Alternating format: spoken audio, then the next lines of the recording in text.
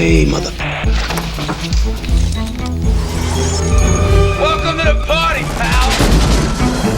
Welcome to Yippee-Ki-Yay Mother Podcast Reunion Tour. I'm Ralph Quartucci. I'm here with Sean Murphy, Hassan, and Al. Hi, guys. What's up? And we got a new guy, Drew, who's been on the podcast for about a year. Hey, Drew, how's it going? I'm good. Good evening, gentlemen. Good evening. All right. Welcome, everybody. How's everybody doing? Excellent. Doing great. What? Doing great. Pretty What? good. I miss you guys. Hassan's stealing internet from somebody, his neighbor, so he'll come and go. He's in Queens, New York, right, Hassan? Queens? Yes, I am having a great time here in good old Queens. All right, good. Nice to get everybody back to. We just thought we'd do a little nice, get everybody back together. It's been a few years since the original intent of this podcast was that Sean and I, the old dudes in the podcast, would bring films to the young guys, a.k.a. Al and Hassan, who had never seen films from the 70s. We've kind of gone away from that because the young guys didn't want to do it anymore. Because the younger guys went away from it. So. Yeah, I don't know why. I don't know why. Can't imagine today. Can't imagine. The boredom might have gotten to him. But we got the gang back together, and tonight we're going to do a classic 1964 film, I think. Sean, when did this come out? Yeah, I think it was 1964. Why don't you describe the film we're doing tonight that's brought to the table? Okay, well, we are watching Stanley Kubrick's. Man, what about this original reunion feels like high school? Wow. Stanley Kubrick's comedy classic satire, Dr. Strangelove, or How I Learned to Stop Worrying and Love the Bomb.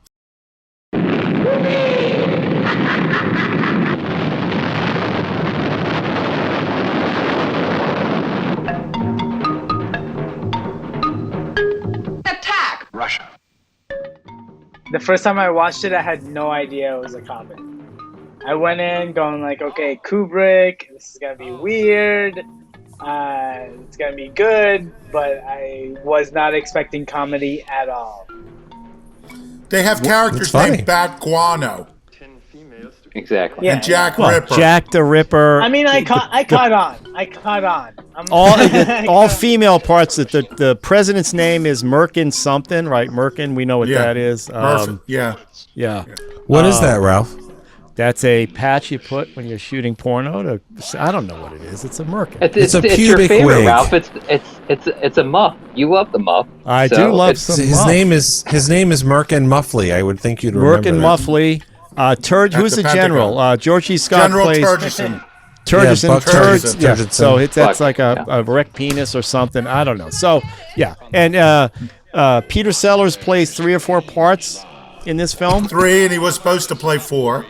He was also supposed to play this, the Slim Pickens role, the bombardier, the pilot of the plane. Slim Pickens thank thought God he they was gave in it to Slim. Yeah, Slim thought he was in a serious film. He didn't know it was a comedy. I guess until he mounted that atomic bomb and went down. So the whole Spoiler point of this, alert, by the way. the whole point of this original podcast was for these young guys to watch this film. So Hassan, when did you actually see this film?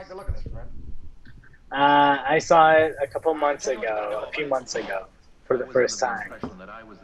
What inspired you to see it? Where did you see it? I was just sitting at home with my roommate, and we were just looking at random movies, and I think I had heard a lot about Dr. Strangelove, and like a lot of people were like, "Oh, Dr. Strangelove, great movie, Stanley Kubrick." I was like, "Okay, I'll put it on my list." So we just like popped it on, and literally it was me and my roommate who's from Serbia, and we were both just like the entire time we were just like Americans, and all this war and everything. It's just like a giant facepalm the entire time, but it was great. I still love the satire. And what other Stanley Kubrick film had you seen? You haven't seen The Shining yet, right?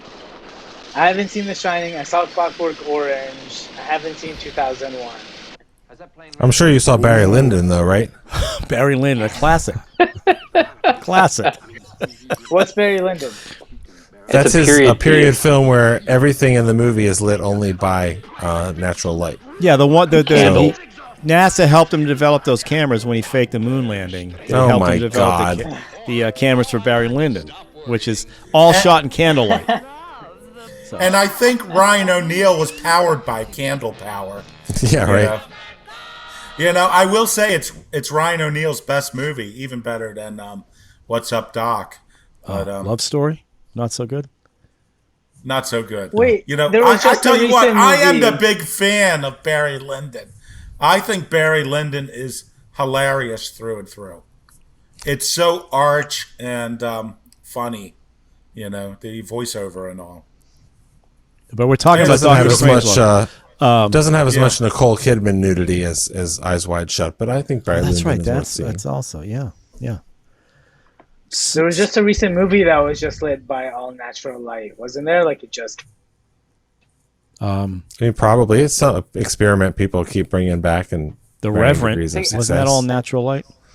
Well, the Revenant, it's easier the now. Revenant was all bullshit, steaming bullshit. Oh, wow. And it was, I think The it's Witch terrible. was natural, but I could be wrong about that.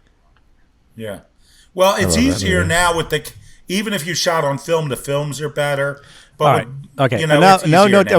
let's talk about the film. Let's talk about the film. What This is film? what happened. This is what happened when we sit around the pool table in the old days. We just start getting off on stuff. So, Whoa! I love getting I off. missed that. All those Wow. balls. I miss that pool table. I Long especially gone. get off on that pool table. I miss the leather couch, the leather porn couch. yeah, that's still I got a white one back there, a different one. But Oh, that you leave stains on that. this is Sean. This is what Sean used to do back in the day. Same thing. Because Debbie's not sitting in a square with him, so he can say whatever he wants right now. This is awesome. Yeah, he's usually so restrained. Let's talk otherwise. about Dr. Strangelove, please. Yes. Do you want me to start or? do Yes, you- please go ahead. Okay, so it's based on a book that was very serious, that took the subject matter very serious. Kubrick did not want to do that. He brought on Terry Southern, who was, you know, a comedy writer at the time, a satirical comedy writer who was quite popular during the 60s and early 70s. But I don't think anything he did. Now, Kubrick would years later always put down Terry Southern's contribution to the film. And, but Kubrick usually doesn't have this sense of humor that, you don't normally see something this wild. And, the plot is an American general played by Sterling Hayden, who is a Kubrick favorite. He was in The Killing. Yep.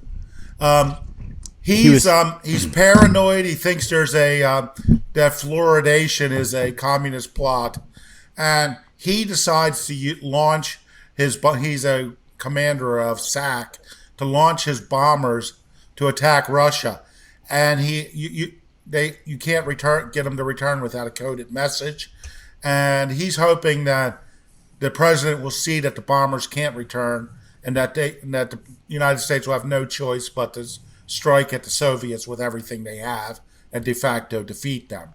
But the president has other ideas, and one of the and what's great to me about this film is that, on one hand, it's very broad. It has great sets. The War Room is by Ken Adam, who was later, do a lot of great sets for the James Bond films. Film was shot in England, and but the stuff on the bomber is absolutely terrific. And the drawback is if any of the planes get through, the Russians have set up a doomsday device that will detonate a lot of bombs that will make the Earth unlivable. But the strength of the film is you so root for Slim Pickens. You just want to see him succeed, even though it means the end of the world if he does. You are just really rooting for this guy that he's going, this guy from Texas, that he's going to fly that bomber in and get it. He's based on a real dude. He's based on a real pilot who put his cowboy boots on and the cowboy hat on and drove the bomber plane. That's a lot of this shit is based in reality. Like That's why it's so upsetting and funny. Right, the Sterling Hayden character is based You on a rooted guy. for him? What? You rooted for him to ride the bomb down? Yeah, hell yeah. Absolutely. Yeehaw! Why wouldn't you? You root for the I underdog. don't know, being anti-war or something. No, we can't be anti-war. We're American. We love This it. is 1964. Take your woke shit and get out of the room, okay? Go away. Why? Hassan- if he doesn't, Hassan are you was- going to bomb him? Hassan was caught up in the old the protest down by the White House, where the church thing, and he ended up in somebody's Oh, house. really? Right, he was one of the guys in that house where the guy Yeah. pulled everybody in. So I can Well, understand. thank you his for your sense of- service. Yes. Yeah, a lot of these guys are based on real people.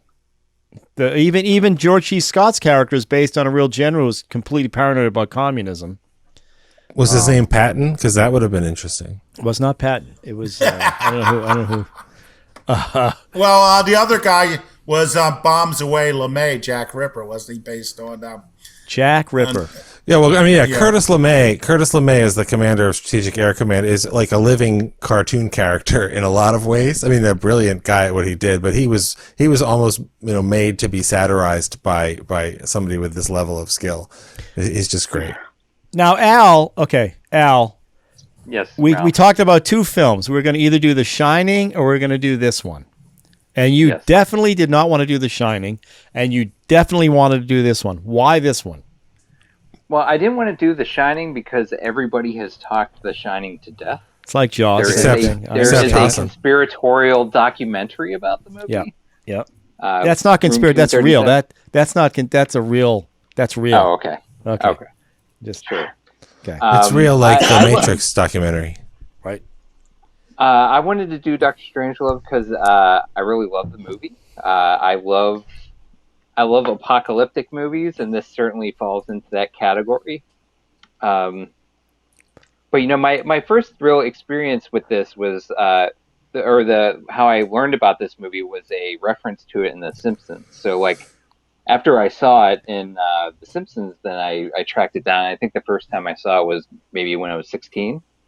And then I kind of fell in love with Kubrick and bought all his movies. So, but I mean, for me, like all the performances are amazing in this. I love George C. Scott in this. I love his I wouldn't say it's ham-fisted acting, but his exaggerated acting and his, the facial acting that he's doing. And He was great. He was great in this film. He's great. Yeah. And Peter I like Sellers. after- That killed me. It was so funny. Which part? What killed what? you, Hassan? George C. Scott? Oh, sorry. That Doctor Strangelove's acting, like in the hand and everything. Oh, you mean actually Peter Sellers playing Doctor? Yeah. Yeah. We'll talk about that in Yeah. a second because there was. I can't believe all that stuff was improv. It was improv. Yeah, George C. Scott, was worried about his how he was playing in this thing, and I actually thought this is one of his best films. He seems Yes. completely accessible, and he like that scene at the beginning with his secretary or whatever the hell's going on, where he's that's just he's great. I love it when he slaps his stomach. It's so loud. It's like whoosh, He's standing there, and he's like, what's on the threat board? Nothing. I mean, he is fabulous in this movie. I like it after the girlfriend calls him, and he's like whispering to her, and then he tells her to say her prayers, and he puts the phone down. Then he goes back like this. Like he's like a schoolboy or something, like afraid someone had heard that he was doing that. What is the deal with the Wrigley's chewing gum in this film? Oh my God! How much gum did he chew? He was chewing. And at one it's point, you see everybody was chewing those survival he's packets. handing it to- The survival packets they had in the plane. There was like 6 packs of chewing gum in there too. Yeah, well, you need it. Well, I think they didn't show anybody smoking, so like that's what they would have really been doing in real life. Is that's true. everybody would have been smoking in the war room? So maybe it was some kind of like showing how infantile these people are by like using chewing gum instead of like doing an adult thing like smoking. Was this Well, after the except Hays Sterling Code? Hayden. No, this was after that. You could certainly show smoking, and Sterling Hayden had a cigar in his mouth in practically every shot. he was Yeah, but in. that was and you more of had a- a phallic symbol. Yeah, that was definitely like he's the big dick in the room. Like he's gonna kill the entire world because he has this hard on for fluoridation and Yeah. eating holes in your brain. Well, you have to Yeah, protect and, your you know, essence. Women seek his. He doesn't fear the company of women. Or no, it is. I don't. I forgot what he said. But women seek my essence, but I do not grant it to them. So I have a feeling I knew what he was talking about. And what was another great was when Peter Sellers, when he talked about being tortured. I think, and he asked if he this is all talked, just and he's because- like, Go ahead, Hassan, jump in. This is all because of what? Sorry, it cut off because he was too horny and he hadn't given anyone his essence in so long. You talking about Jack the Ripper? yeah. Jack the Ripper. Jack the Yeah. Ripper. Yeah. But I love that little capper at the end of the where he's talking about torture. And he's like, well, they really didn't want. I don't think they really wanted me to talk. They just like to do it, the blighters or something. And he goes, but they make such marvelous cameras. It's like, it's like, oh man, he was, Peter Sellers was, but Sellers as Strangelove, Dr. Werchter Liebe. That's not a German. That was changed his name. I mean, he was obviously based on Werner von Braun. Yeah, von Braun. Yeah, and one thing, von Braun, who was a Nazi who came over for the space program, wrote this book called I Aim at the Stars, but everyone always said the title should have been I Aim at the Stars, but sometimes I hit London. Because he was involved in the V2 program. Well, it's hard to aim reliably when you're standing on all those dead slaves. So that's probably why he would have hit London. Yeah, I think they managed to overlook a few things with Dr. Werner von Braun. But obviously it's fabulous. I love his hand occasionally going up. And Well, I mean, I read some stuff where, like, even Kubrick, all the stuff that Sellers was doing was all improv. He had he couldn't shoot.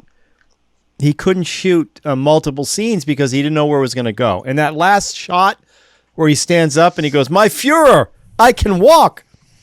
That was totally improv. Nobody knew what the frick he was going to do. It's a great ender for the movie. It's great, but I actually like the character he played, the British dude, the British assistant to Jack the Ripper. Yeah. And that whole scene with the Coca-Cola with Keenan Wynn. Keenan Wynn, where he shoots it. Back guano. You're gonna have to deal with the Coca-Cola company. I mean, I never realized how funny this film. I had never seen this thing all the way through. Now I had seen Failsafe, right? Failsafe came out the same year. The Sidney Lumet Right, film. but the serious version of this one, the serious version. And I kind of it's an excellent movie. Oh, it's a great movie with an amazing ending where Henry Fonda has to bomb New York City, knowing his wife is there. Right? Yeah, I think that's why he did it. Why he bombed New York City? Yeah, Kill his wife. Wow. Yeah. It was cover. It was cover to kill his wife. Well, that's a good point. My plot worked. Guess so. I don't know. Hassan, Hassan, you're the youngest one in this group. Let's get back to the essence of our podcast. That's all the information that I usually. This is all the information that I usually had missed through the movies. I didn't have that the Cold War information or that bombing information as much. So when you saw this film, all you thought was America is a war-hungry frickin' country. Is that what you thought? Pretty much, I was typical, Yeah. Typical generals, typical soldiers trying to You're correct. empty their bombs and their Mea culpa. Random countries. But I was like, hey, they're letting Stanley Kubrick make this movie. They know, right? They know they're like this. It's interesting that the studio put that disclaimer at the head. I'm sure that was their idea, how these events could not happen. Right. Yeah, I think they said afterwards too. They were like, "This could never happen." There were like news articles and stuff about how like this could never happen. This like no general could actually have the power to do this, but I think they could, right? Like, well, that the was other thing that actually, came up was the scene where the telephone booth scene. Like, I got to call the White House, right? That was like, okay, we got to make sure that somebody can actually get in. If everything all fails, we have to still make sure that somebody can get in and get to the president if they have to. And it came out of this film. It's like a lot of stuff came out of this film. Like, wait, could this actually happen if everything shut down? What are we going to do? And it was. Well, I think the movie really shows the fragility of those kinds of communications. Like, this was right after the Cuban Missile Crisis, when basically the Russians sent 2 messages to the Americans, and one of them essentially said, "Fuck you, we're going to war," and the other one said, "We can work this out." And the Kennedy brothers basically said, "We're gonna just pretend we got the one that said we can work this out, and we never got the other one." And there was a peaceful resolution. And I wish that was some sort of simplification, but that's kind of what happened. So the fact that all of this, it's not so much, the scary part is not so much could one person take it over, it's that how simple a thing could fail, and the destruction of the whole world hinges on it. And that's been fodder for, dozens of movies that are both very serious and very funny, or like this one, very both. I mean, it's very funny. It's also really upsetting. So that's why it's great. Yeah, this is this is my favorite comedy of the '60s, and I do consider it predominantly a comedy. Though it's a great comedy, it has a great message. It is definitely my favorite. I saw it when I was very young. By the time I was like 12, we didn't have VHS or anything, and it was not available on Super 8. So basically what I did is I recorded it on cassette tape, so I just had the audio. Oh, wow. So I would just sit at bed at night and just listen to the movie, fast forward. I didn't have to fast forward through commercials because I'd stop the tape on the commercials. But this was one of the first films that I liked so much that I recorded it and would just listen to it. Is that the same thing that you did for like Behind the Green Door and Deep Throat and stuff? Also just the audio? Yeah, because I didn't think the visuals added that much. Yes, I figured. It's the imagination. Yeah. Because that way I could imagine myself in it. No, just kidding. Yeah. Well, now I'm imagining that. Thanks, Sean. This was his Yeah. 3rd or 4th film, right? This like- was after Spartacus and The Killing was The Killing 19. and I don't remember. Killer's Kiss. 58. I think it was 58. Kubrick Yeah. did Spartacus. Yeah. Yeah. Yeah. Oh yeah, yeah, with Kirk Douglas. No way. That was his first really And giant studio movie, and Kirk Douglas And is the then guy who fought for him to do it. So. And Paths of Glory, too. Oh right, And then yes, with Kirk Douglas. And then I believe he made Lolita next, which is probably my least favorite Kubrick film. Lolita just leaves me cold. Granted, Kubrick's a cold filmmaker, but I just never liked Lolita. But after that, every film's... Do you prefer Adrian Lyne's version? Since we just did Fatal Attraction, do you prefer his version of Lolita, or is it just too hard? I only saw it once. I only saw it once, but I like that version better. Gotcha. I just don't think Kubrick was the right man for Lolita. He was the right man for this one. Oh yeah, this was perfect. I would really like to have seen an interview with him discussing this film in particular.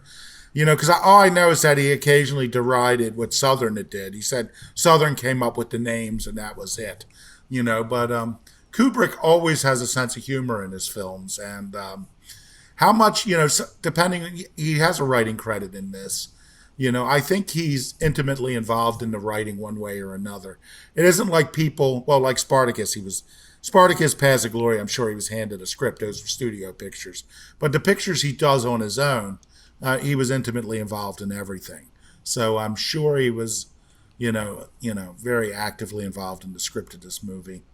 Well, that's a really hard tone to pull off to be serious and satirical and be effective. I mean, Full Metal Jacket is the same kind of like there's stuff in it that's really funny and upsetting at the same time, and that's very hard to pull off. So he didn't make a lot of movies, but they were almost all of them pretty special. Especially as Hassan would tell us, Barry Lyndon. It's hard. Was really good.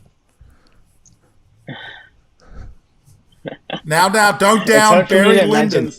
Stanley Kubrick.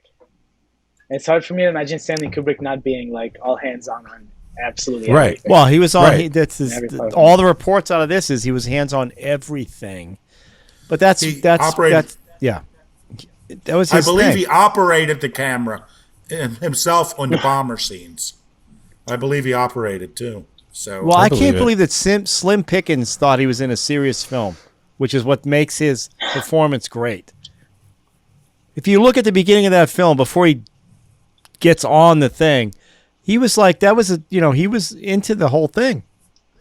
yeah, no, he well, that's the key on I think on a performance like that. Is that And that made him. Pickens- Well, after this, he did, was this before Blazing Saddles or after? No, this is before Before. Blazing Saddles. Well yeah. before, yeah. Yeah, well before. Yeah. So, Al, So apparently Al, Pickens jump was- back in. Come on. Sure. Well, So who was he in Blazing Saddles? He was like the One of the cowboys. I don't foreman know. for the railroad. Yeah, Someone's let got to me, go back and get a shitload of dimes. Yeah. Yeah, and when Cleavon Little is sinking into quicksand, he's like, "Uh-oh, let's give me a rope!" And they pull up the cart and they leave those guys in there, right. And that he hits him over the head. Cleavon Little, that's what sends him to be executed, But My bad, Chris. What were you apparently gonna say?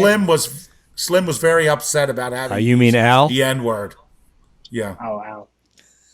Beep. All right, Al, come on, jump in. What are you going to say?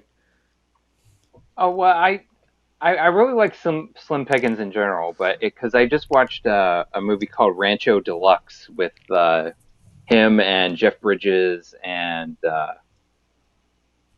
Sam Waterston, where there are a couple cattle rustlers. It came out in '75, but Slim plays a cattle detective, and he's like old and decrepit, and he seems like he's losing his mind, and he doesn't care, but he solves the case at the end because he's witty. Sam Waterston is in a Western? Yes, he plays an Indian, which is not that, these days it's not that kosher, I would say. Wow. I mean, they didn't put him in brownface, but he definitely does not look Native American. That's amazing. And Joe And Spinell Slim also Pickens. plays Native American in it too, which is Oh my ridiculous. God. Italian's closer. Yeah. But Slim Pickens was also had a great couple scenes at the end of The Getaway, the Steve McQueen version. Oh, yes, he too. did. He did. Yeah, he took him across the Mexican line, He's on. and it was a small but very memorable and very warm performance. You really liked him, in that movie. So I really like him, and let's not forget Darth Vader there in the the James Earl Bombardier. Jones. Yeah, Yeah. very young James Earl Jones, yeah. Oh, that's true. That's right. Yeah, he's in that bomber. He's in the wing, one of the wings. Yeah. Well, you were you were talking about how sorry to cut you off, Sean, but you were talking about how Slim Pickens was playing it serious. I think that's a good contrast between their part of the movie and what's going on in the war room. I think that's what makes it makes the politicians look absolutely ridiculous and look like they have no idea what they're doing. What's the best line in that thing? There's no fighting in the war room, Right. right? Yeah. Those guys are wrestling. Listen, There's no fighting in the war room, and they made. I think the best line is Slim Pickens when he goes back to open that door. He goes, "I'm going to open those doors if it hair lips everyone on Bear Creek." So I find myself saying that a lot. I'm going to do this, or if it hair lips everyone on Bear Creek. Oh, I I'll thought get you the meant you show were done. opening Bombay doors a lot, and I was like, Sean, what is Yeah. happening over there? It's a metaphor. That's cool. Don't apologize for your Doctor Strangelove role play or whatever you're up to. I am not judging you. Essence. So, well, I was trying to figure out today as I was driving around how many times I must have seen this film. I'm thinking it has to be somewhere between 35 and 50 times. Really, that many times? Yeah. I mean, look, I'm an old guy, and I know I've seen it at least once a year, sometimes multiple. This is one of those films where I will always watch it. I could be dead tired. It's 3 a.m. I'm turning off the TV. I'm switching the channels, and Doctor Strangelove's on. I'm up for the rest of the amount. Now, of that what film channel is that? Because I tried to stream this movie, and it's only playing in one place. HBO Max is the only place it's playing. For not free because I'm paying for HBO Max. It's not. Where are you watching this film that you can stream it? I have the Blu-ray. I mean I actually have the DVD. Wait, so you're about to fall asleep, you stick the Blu-ray in the TV, and I'm going to fall asleep to this? No. Back in the old days, before streaming, it was always on. It was on it plays quite a bit on TCM, or at least it used to. Okay, well that makes sense. And it used to play on the local stations all the time. The late night movies. This was on all the time. This is the first time I've watched this film all the way through. Why is that? Is it because it didn't interest you? I love the movie. I love Failsafe. Failsafe to me is an amazing film. Henry Fonda. Sure. I don't know why. I don't know actually why. Weren't they making them both at the same time? 64. Both came out in 64. I mean, they were literally producing them at the same time. That's right. Totally different approaches, which is remarkable because they're both excellent. And I watched this last night. I watched it and I was like, why the hell didn't I don't get it. Why don't I watch this all the time? Because I really appreciated George, and George C. Scott was great. I'm a huge fan of Sterling Hayden now, because one of the podcasts we talked about The Killing, and I've now become the Sterling Hayden guy, and I've also found out that he was originally supposed to be Quint in Jaws, but couldn't because of his tax problems. So I'm like, oh, I like that guy. Tax issues, and he can't record this. He's got to stay out of the country. And I find him to be like a super powerful actor. Like there's something about Sterling Hayden, and in this movie, he played it to the full tilt, right? Full tilt, and then you add Peter Sellers, right? And I'm telling you, the character I love the most is this little British guy with the mustache, who's the one who pulls the whole thing back by getting on the phone with the president, right? He's the one who's right. Although at the end of the film, the doomsday thing happened because he played that beautiful song over all the nuclear explosions happening. Yeah, we'll meet again. Yeah, that's right. Ralph, there's a Sterling Hayden film you have to see. I forgot what streaming service it was on. You'll have to look it up because I don't remember the title. But it's a Western. He's in a Western, but he plays a guy who goes west who was a sea captain on a whaling boat. Okay. And he goes west with a harpoon. In the end, he fights the bad guy in a gunfight. The bad guy has a gun, and he hurls the harpoon at him. Spoilers. I gotta say, he's super powerful. There's something about that guy that I just... he's going to kill a guy with a harpoon. I'm finding him fascinating. So that whole thing. But also, Peter Sellers playing those three parts, right? So he plays the president. He plays the British guy with the mustache. I can't Mandrake. Right. Mandrake. Right? Another Mandrake. phallic. And of course, Doctor Strangelove, right? Yeah. Dr. Verteliebe. I mean, it's amazing. It's just like, and from what I've read, Kubrick could barely contain himself when he was going off on his Strangelove stuff. He was like, everything was an improv. And like I said, that last scene where he stands up and he goes, "My Führer, I can walk." That was completely that was not in the script. It's just. I bet they only held that scene that long because everyone just freaking started. Well, they say if you look at the Russian, the guy playing the Russian ambassador, he could barely contain himself. He could barely contain himself. I heard that too. Yeah. So. You know, I that think to that- me, it's funny the in one most thing that- films. Wait, go ahead, Al. Al likes to jump in. Al, let's go. Okay. The one thing I really wish they would have filmed the pie fight scene. Like I would. No, they filmed it. I don't know if they didn't show it. Well, I wish they would release the footage Yeah. then. It's just like an extra. Just I want to see how ridiculous it was. It's I'm out sure there. It was awesome. Some screening white they did. fight They showed scene? that pie scene. There was a pie fight scene. They Yeah, had that's a an pie al- that's fight, an alternate. It's an alternate ending essentially. That there was a pie fight in the war room. The But they Russians said it's against more the fun. Americans. Yeah, it's more fun if we nuke the entire planet. So that's what they went with. Right. Yeah. Well, you know, most films, when the atomic bomb goes off and people die, that's the end of the movie. But then we have this whole great coda about how they're going to survive. And, you know, there's sort of a giggling male misogyny theme throughout the entire film. What? That very first scene Maybe. they shoot of the B-52s getting Yeah, total sex. total very sex. That subtle. was completely. That was all sex. Yeah, and a guy named Mandrake. And it was all Air Force footage that was not shot by the filmmakers. That Yeah, was, that was real, stock yeah. footage shot from every angle about the thing going. Yeah. So Oh, by the way, when you do see those who haven't seen 2001 yet, that some of that bomber, some of that aerial footage they use in the sky door. What's they call it? The sky door. You know, when they Talking go about in into the room at the end. Well, you know, before they get there, they just do it in weird multicolors. That footage, more of that footage flying over the Arctic. You know, so they recycled it for that movie as well, and that was widescreen. So either they blew it up or that footage was really widescreen. You know, so it was, you know, I noticed that I'm not sure of the aspect ratio. Is it standard? I think it is 1:33 to 1. Yeah. I think it is.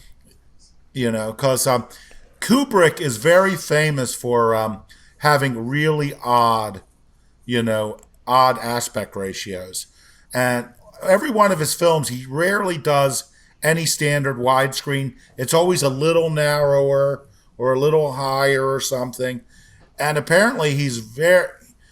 You know, if a film, you know, if there was an early screening somewhere at the theater, you know, in the old days, it didn't start in 3,000 theaters. You know, it might be 100. But if they ever aired his film and didn't air it at the right aspect ratio, because you have to physically do it to do these films, and then, you know, he would never let them run another one of his films. You know, so he was very particular about that. And that's one of the reasons why they held so long on DVDs, you know, on some of the Kubrick films, because he wanted to make sure that they were released properly. He sounds like a regular Christopher Nolan how does to this today's VHS generation. thing? What do you think this VHS? Hey, by the way, that's Why do you have my this copy VHS? that I donated to Ralph's library. He did. He donated a whole music collection. I also, you know, not music, Kubrick collection. This is I don't know what the ratio is on this one. Well, you They're guys, collecting you VHSs younger now? gentlemen, you know what VHS Yeah. is, Yes, right? I am. What, are laser discs out of style or something? No, I'm still doing that, and I look at this thing. Jesus. All right. Yeah, this came out of the VHS collection that Al sent me. So I created a little thing. Good job. I'm going to sell this on eBay for about $12. It's going to be awesome. Yep. Hey, Sean. Those are all VHS covers? Yeah. Hey, Sean. Yes, Al. It says the IMDb says the negative ratio was 1.37 to 1, and the theatrical ratio was 1.85 to 1. So it For goes to Strangelove? show you. Yeah. Yeah, for Strangelove. Oh, so then How what? could The that- VHS was the whole open mat, I guess. That's weird. Yeah. But from the framing, it was beautiful. You know, this is a really beautiful film, particularly when he takes and then except when he's doing the handheld documentary stuff. But I mean, the lighting in his film, the look, you know, it is a beautiful black and white film. Is that what held you back, Ralph? The black and white? No, I don't think so. I think that I'm just not into the old films. I don't know why. For some reason, What? Failsafe, I found that one day and it blew me away, right? So Kubrick, I don't know. I'm not quite sure why I wasn't totally into this one. Did you like The Killing better? Failsafe? I love Failsafe. I thought Which is Failsafe also was black and amazing. white. Failsafe ruined all of Kubrick for you? How's that possible? No, it didn't ruin it, but it's like, okay, if you're going to make a film about this, Failsafe did a better job. Like, because the humor in this one is just over the top. George C. Scott running around playing the completely, obsessed about communism. Everything's over the top. I like my films. I need to be based in some kind of reality, and Failsafe felt that way. Well, did you see? It was an HBO original movie from 30 years ago at this point called By Dawn's Early Light, and it was about a nuclear missile gets launched out of Turkey and hits the Soviets, and the Soviets are like, okay, well we're gonna attack you back, but it wasn't actually a NATO missile. And so the movie follows a bomber crew, which is Powers Booth and Rebecca De Mornay, and a lot of other. Martin Landau plays the president, and it's a serious take on it, but it's the same kind of end of the world tension and falling onto a very few individuals. And if Dr. Strangelove is a movie that occasionally is almost too silly for you, By Dawn's Early Light is a good heir to Failsafe, and it's in color, so I know that you'll enjoy it. No, but the other one And is what's the one that came out ABC? The one I The day after. Sure. right. Well, no, that's Sorry, but those Threads- movies Threads- about like that's the Threads one. and stuff. Threads. Threads is the Yeah, best. Threads is insane. Yeah, If- Threads isn't totally if you want insane. some like really gnarly, like depressing nuclear holocaust stuff, that Yeah, is And great let's not forget Miracle Mile too. Sure. also a great film. Yeah. I Classic. believe we know the casting director, don't we, Sean? Yes. Yeah. That's Oh, episode maybe you could get him on a podcast. episode 27 in the Yippee-Ki-Yay catalog. No, Kubrick. I think Kubrick, the first film that when I recognized Kubrick was The Shining. I'm just going to admit it. I had no idea before that. Probably. 2001. I was way too young for that. Like I wasn't into acid and pot in the 70s, 60s, whenever that 68. I think that came out. I was way too young for that. So The Shining was my first. You're more of a Quaaludes kid, is that what you're saying? Yeah, I like the Ludes. I like the little Riddling. No, but The fair. Shining was probably my first Kubrick introduction to Kubrick, right? So then you go back and you go, oh, let's look at some of this other stuff. I think 2001 was one I tried to really, I'm going to be cool. I'm going to watch this. Took forever. I still don't understand that film. But this one I hadn't seen fully until we did this podcast for this one. And I appreciate. Go ahead. No, go ahead, Ralph. Sorry. No, I appreciate the humor. Like George C. Scott, to me, was fantastic in this film. Obviously, so was Peter Sellers, but that's obvious, right? That I've been a Peter Sellers fan a lot longer than a Kubrick fan, because Pink Panther and being there and all the stuff that guy did when I was young. So this is the first time I've seen this from a critical perspective, like critically looking at the film, and I thought it was I thought it was well done. I can understand, and not right down to the opening credits. The credits in this film, the handwritten thing or whatever they did, is amazing. It's like fantastic. This must have been insane for people to see it in 1964. Like what the hell's going on? I've seen it then, right? Yeah. So I tell you, I did see 2001 on the initial release, first run. Saw it at the drive-in with my parents. Now, my father was a computer programmer, an early computer programmer, I guess, not that early, and I just remember the end. I mean, I had no idea what was going on in that movie, but I really loved it. I just remember at the end, my mother just turned to my father and said, Only you would like a film about a computer, because my father was a computer programmer. I thought that summed it up pretty well. But I love that film. Any chance I get to see 2001 in the theaters, I always run to see it. It's a masterpiece. Though a lot of people are now, you're seeing a lot of people who are willing to try to knock it down a bit. Not knock it down, but I mean, Well- I think in its time, it must have been unbelievable, right? In its time. But I don't know. It's like even The Shining. I want to look back at The Shining and go, okay, what's the deal here? What? That's. No, Yeah, I love The saw Shining, but Amityville Horror, and The Shining doesn't really seem like appealing to me. Shining what? The Shining is not. The Shining is definitely a different ball game than Amityville Horror. Oh, 100%. It's The Shining has got a Dad kind going of crazy and killing his family. It's no. It's Not the different. same. It's got a kind of intensity that you like. It's very unsettling. It's not a great adaptation of the book, which No. the book is also good.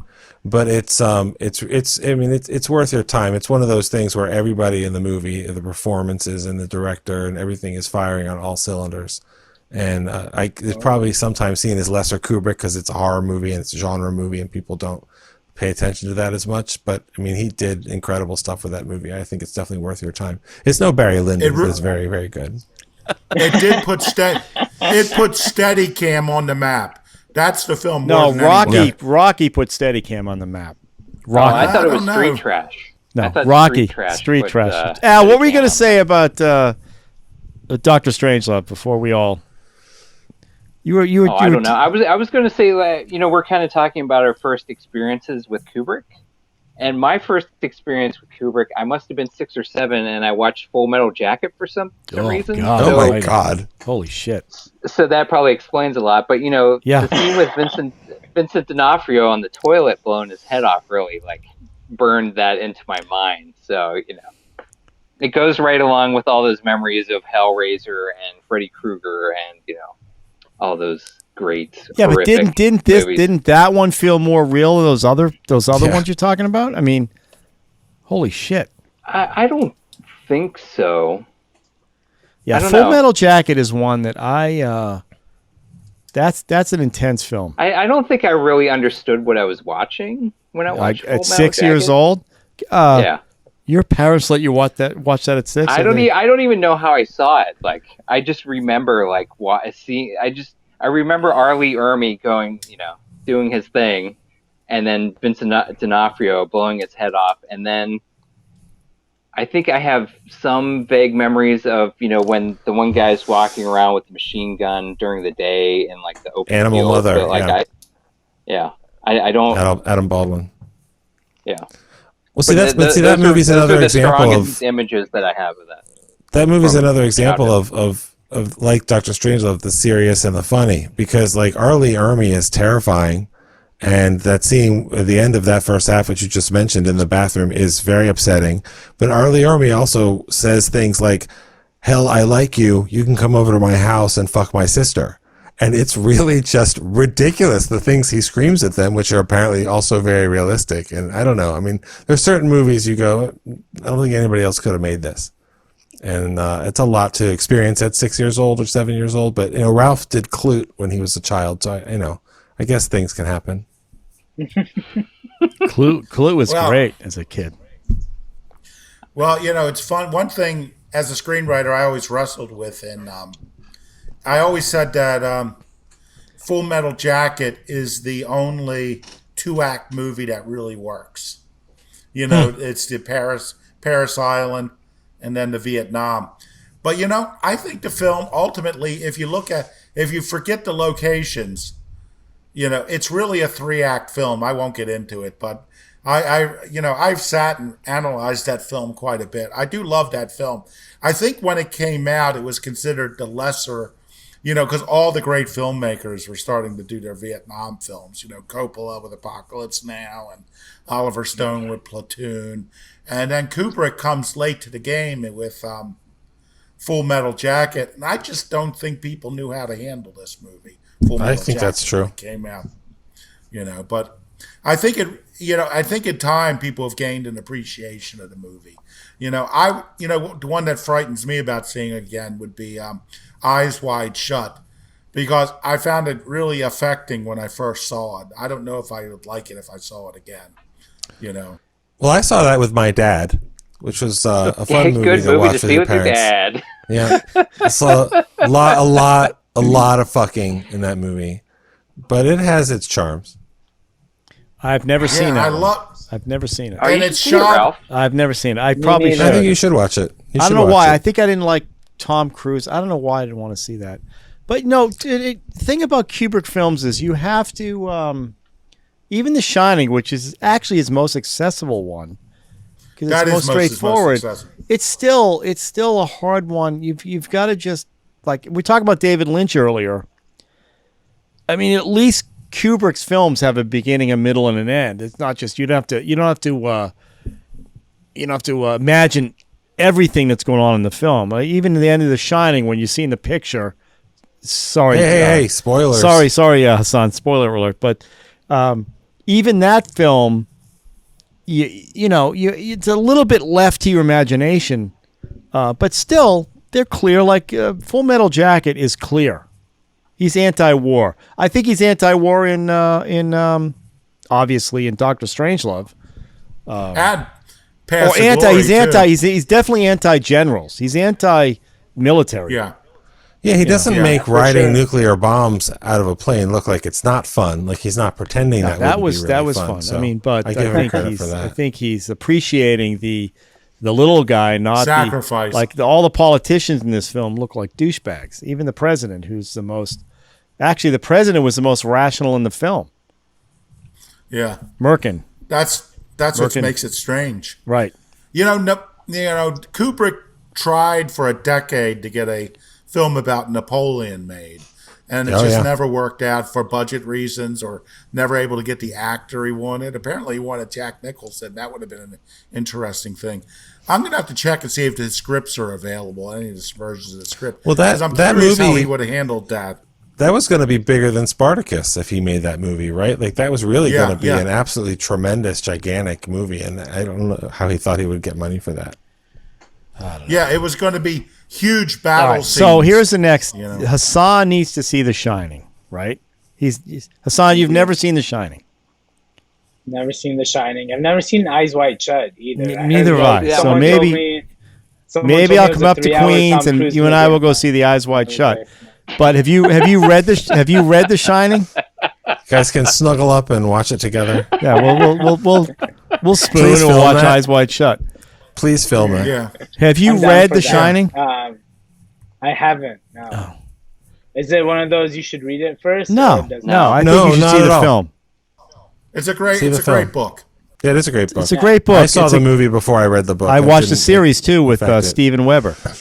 Yeah, the ABC miniseries, Yeah, much miniseries. more That That one's faithful one's to the far book. but- superior to the Stanley Kubrick film. I don't agree with Wait, that. there's the Eyes Wide Ah. Shut mini. Sorry, there's a Shining miniseries. Yes, there is. Yeah, it was on ABC. It's much more faithful to the book. So The Shining is, I think, a better movie to watch than to watch the miniseries, but the miniseries is much more faithful. So it kind of works both ways. And then you get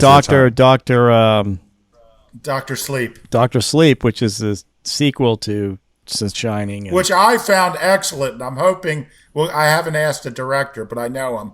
Maybe we'll get him on the podcast. yeah, you keep one saying that. We never hear it, but that's fine. Whatever. Well, that's because I'm following him, and he's usually shooting something. very He's not busy. gonna come Very on when he's busy. shooting. Just like I us. can't get the guy the to come on director? my show. I've been stalking him, and it's not working.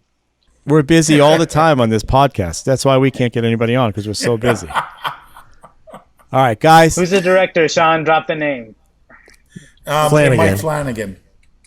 Not the He went Oriole, to- though. He went to. Went to tell. I knew him since he was in college. You know, I would say I knew him before he was a filmmaker, but I got to know him when he had done his second feature. I think he may have still only been a junior. Wait, was that Hush? Was that Hush or a different one? No, he made a number. He made like 5 or 7. May have made 5 films before Hush. Oh wow. You know, He's he very made good. 2. He made 2 complete features while he's a student. I was asked to invest in the finishing funds for the second one, and then he made a really fabulous film that was out the same time my movie 21 Eyes was. That's when we really started bonding. I used to speak at some of his classes classes he was in. But he made this film called Ghosts of Hamilton Street that was like the best. It was like a 2-hour movie, but it was like the best Twilight Zone episode ever made. I just thought the film was genius. And he just never got the deal. I don't think he stuck with it long enough. Well, but that film was he's good now. Fabulous. We should put it out and have you sign the put a little thing on there. Yeah. All right. So Hassan, your homework is to watch The Shining, the movie by Kubrick. Okay. Yeah, of course. All right. Wait, we're gonna watch? Okay. Well, I know. You guys should watch the VHS together. Aw. I got the whole kit. I know. I still haven't set up my Laserdisc player, dude. What the hell? What is wrong with you? Al gave me the whole set it up. He doesn't have Wi-Fi. I know he's stealing the Wi-Fi. You know. Ralph, you have to go up and hook up his Laserdisc player. Unbelievable. I can't. I'm never going to talk to you about that one. That's just sacrilege right there. Hassan, I don't know if you could hear it earlier, but I still think the best moment of the early podcast was you telling about your first VHS player and why your mother threw it out the window. That was our first DVD player. Okay. Oh, okay, even better. Fancy. It was the first DVD player that we could afford because like DVD players back then were expensive. Mm-hmm. And the funny thing so was porn. So true was that.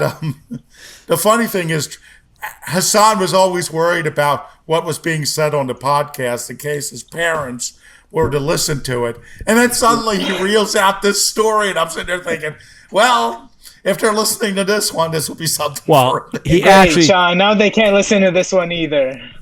He didn't expect that we'd actually put that show on the air, but we did. So that's in fairness to Hassan, he had no idea that we would put that stuff up. So, but that's that what we do. That should have only been for our Patreon users. Right. Yes. All right. So every couple of months, we should do these reunion things. Hassan, when you actually get like legit internet, let us know. Okay. Yeah, this ended up working out all right. Instead of trying to steal off your neighbor. Just go to work and do it from work. Right. I don't have a job yet, Sean. No job. He needs to get a job. That's his problem. I'm unemployed. Now everybody knows, okay? Come back down here. I actually have some people looking for editors, Hassan, so I will text you tomorrow. Yeah. No lie. I got you covered, okay? It's a podcast called Yippee-Ki-Yay. I need someone to do all the editing because I'm falling behind. Okay? And here's the beauty. Yeah, next. It's free. There's no pay. We make no money. It's in the red production. So cut him in for 50%. You got. Yeah, I'll give you double what I make. Too. Double what I make. You got it. Al, what's your favorite Kubrick movie? Probably Clockwork Orange. Drew, favorite Kubrick movie? I couldn't decide. There's too many that are Sean. just great. Strangelove or perhaps 2001. Hassan, you've seen what? How many of these? I'd say Clockwork Orange, but I haven't seen 2001 yet. I feel like 2001 might be. I'm going to say Shining. Shining's my favorite Kubrick. Well, I do have a favorite Kubrick moment. It's that cut. It's a very famous cut in 2001 from the bone falling out of the sky to the spaceship that cuts millions of years in one cut. I mean, just I learned about that one cut in school. Like they literally talked that cut to death. It's amazing. I fought for a cut in a documentary. This producer wanted me to dissolve from this one scene to another. I go, no, this has to be. And I think that's my Kubrick moment. I made this cut, and it's actually in the doc. It's in the show. Yeah. What did you want? What dissolves are for David Lynch. Dissolves. If you can't resolve, dissolve. That's the thing. If you can't resolve, dissolve. Okay, that's all I'm saying. So if you can't solve it, dissolve it. Exactly. That's all we got. We got a million of them. All right. So there we go. And remember, continuity is the hobgoblin of small minds. Continuity is overrated. There's no question. Oh, my God. Jesus. Al, you okay? Yeah, I'm all right. Sorry. Holy cow. All right, There's gentlemen. no sneezing in the war room. Good show, I think. We'll find out. Thanks for We should- inviting me too. Yeah, no problem, Drew. We should do this every Can I- couple of months. Go ahead, Sean. Can I get sentimental? I Please. just want to say it was nice seeing you, Al, and Thank you. Hassan again, and you, Drew, you, as well. Thank Because you. this was fun, and when people leave a podcast, like when I'm listening to a podcast and somebody's not there, I'm like, oh, I hope they all don't hate each other now. But please, we don't hate each other, do we? Well, we didn't like each other at the start. I don't understand what the. We just knew we had good chemistry. That's all that mattered. Yeah. No, my favorite my favorite podcast that we did was Martyrs, okay? Which is a film that I still think is the most gorgeous film I've ever seen in my life, and I never want to watch it again. And that was I'm probably sorry my I missed that favorite. one. Yeah, my a great favorite podcast that we did, other than the spouse one, whatever we did, the ladies' choice, Ladies, which Yeah, wasn't Ladies' Choice fun, was a but great one. ultimately it turns out to be a classic. that was the podcast that nearly broke the podcast. No, it broke. No, not nearly. It It broke. broke it, yeah. It broke it. Thank God there was COVID. That's the only reason I got back in, because of COVID. But, yeah. So we got the old and the new. Drew's part of the new crew. These guys are the old crew. We got it's a good thing. So Yeah, I'm the it's good youngest seeing you one. guys. I'm the youngest one now. So no, I think Think about that. Hassan still got you on that one. no, I mean of the new crew. Of Oh, the new you're crew. That's what I'm saying. you are the youngest of the new crew. I'm very old to be the youngest one. That's right. In the generational But, podcast. it's always fun talking about films and where people, what they, where they were when they saw films, how old, it's just good stuff. So I'm going on and on and on. We got to just cut this thing. But anyway, Yeah, stay in the myself, cult. too. Good night. yep. Oh wait, that's the other show. Good job, guys. All right. Thank you. See you in a couple months. Thank you. Al, Now, keep plugging away, baby. All right. yeah. right. Hassan, keep plugging away, baby. Drew, Hassan, You go too. plug a baby. Oh wait, I think I got that wrong. I think that's an Unplug, Serbian film. unplug the baby, unplug. I'm Hassan, gonna get go some plug real away. internet next time, would you please? Real internet. Hopefully, I've been hoping, honestly.